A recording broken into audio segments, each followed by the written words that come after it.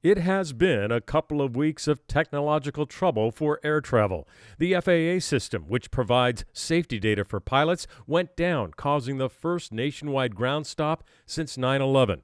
A week and a half earlier, Southwest Airlines software left the Dallas-based carrier crippled during the busy, snowy holiday season.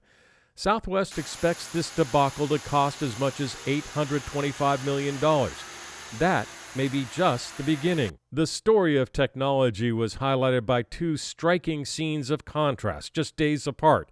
Southwest CEO released a video apologizing for the hardship its technology had caused passengers. We disrupted holiday travel for millions when some of our systems and processes became stressed by Winter Storm Elliott, bringing disruptions that were far-reaching. We're taking immediate steps to address the massive inconvenience as well as the issues that contributed to it. Then days later, it was the CEO of Delta at the big technology show CES announcing that his airline will give access to technology on all flights, free Wi-Fi while flying that airline. The technology troubles at the FAA and Southwest highlights how much we rely on software to fly. Pilots and flight attendants at Southwest have been complaining for years, calling on Southwest to update its systems. This was the head of the Flight Attendants Union in September on Yahoo Finance. We have been just the victims, along with our passengers, of horrific technological failures that have created chaos throughout our personal lives and our daily work schedules. And we're just really needing to see some changes.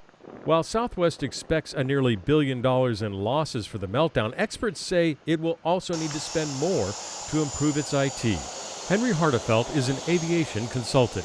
Henry, Southwest says that they spend $1 billion a year on technology. The pilots and the flight attendants for Southwest have been saying for a long time that technology is a problem. They say the meltdown proved their point. Who's right? Well, look, clearly Southwest Airlines is underinvesting in its technology. $1 billion is a lot of money. Don't get me wrong. But for a multi-billion-dollar corporation like Southwest, it's probably not enough. Southwest has a long history of underinvesting in its technology.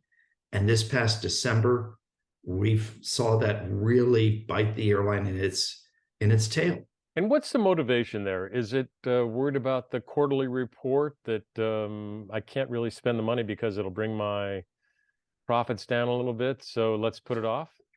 Airlines are not a high margin industry, even in a good year. So anywhere airlines can avoid spending money, they do. Aircraft are expensive. They have to be paid for. Fuel, labor, they're costing more. So technology is just one of the areas where airlines traditionally do what they need to do, but don't always do all they have to do.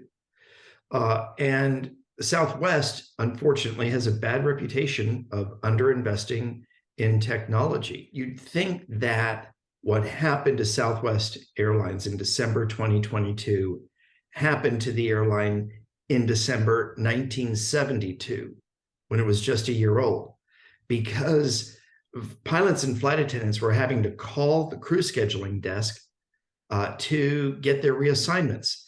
And everything the crew scheduling desk was working on was manual, or if not everything, a lot. Southwest says that this meltdown cost them between $725 and $825 million. That's not the total cost, though. They're going to have to fix this IT issue and spend millions more, correct? Correct. Look, the $725 million to $825 million cost for the meltdown that Southwest disclosed is related to the lost revenue, the reimbursement of out-of-pocket expenses to travelers, the overtime paid to employees, the cost of ferrying aircraft and crews around to help reset the airline. It's the immediate direct costs of this operational disruption.